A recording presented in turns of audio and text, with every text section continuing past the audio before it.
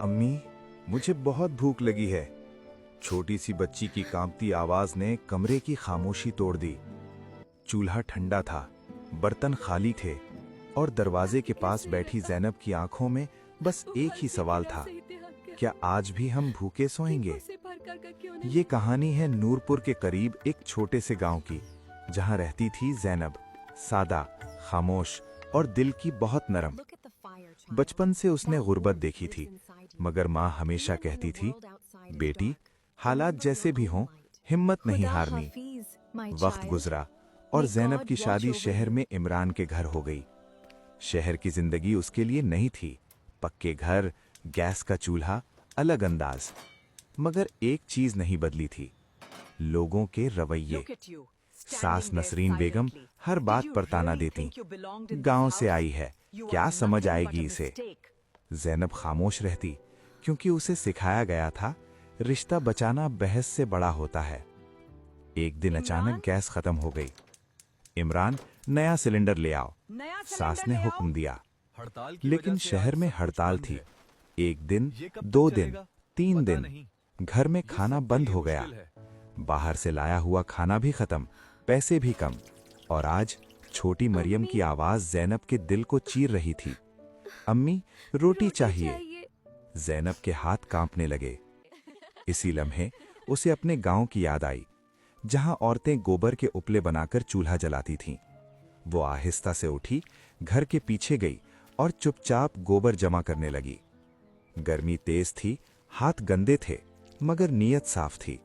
बस आज मेरी बेटी को भूखा नहीं सोना पड़ेगा, वो खुद से बोली। दीवार पर एक एक करके उपले लगाती गई, जैसे वो भूख के खिलाफ दीवार खड़ी कर रही हो। अचानक पीछे से आवाज आई, ये क्या कर रही हो तुम? नसरीन बेगम की आंखों में गुस्सा था। घर को नापाक करोगी, गोबर हाथ लगाकर। ज़ैनब ने धीरे से कहा, अम्मी, मरियम भूखी है, मैं बस। चुप, सास चीख पड़ी, हम भूखे मर जाएंगे, मगर ये गंदा खाना नहीं खाएंगे। वो अल्फाज ज़ैनब के दिल में तीर की तरह लगे। वो खामोश हो गई, मगर मरियम की भूख खामोश नहीं हुई। रात गहरी हो गई। मरियम ज़ैनब की गोद में सिसक रही थी, अम्मी, नींद नहीं आ रही, भूख लग रही है। ज़ैनब के आंसू उसके बालों में गिरते रहे। इसी लम्हे ज़ैनब ने एक फैसला किया, मैं हार नहीं मानूंगी। अगली सुबह वो चुपके से घर के पीछे गई, एक गड्ढा खोदा, गोबर और पानी मिलाया। उसे याद था, उसने स्कूल में बायोगैस के बारे में पढ़ा था।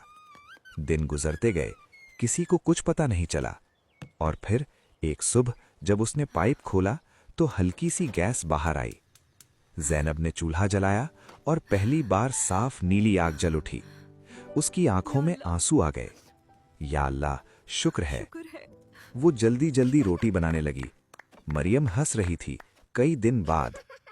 लेकिन उसी वक्त फिर शुरू हो गई तुम? नसरीन बेगम आ गई। ये क्या है? ज़ैनब घबरा गई।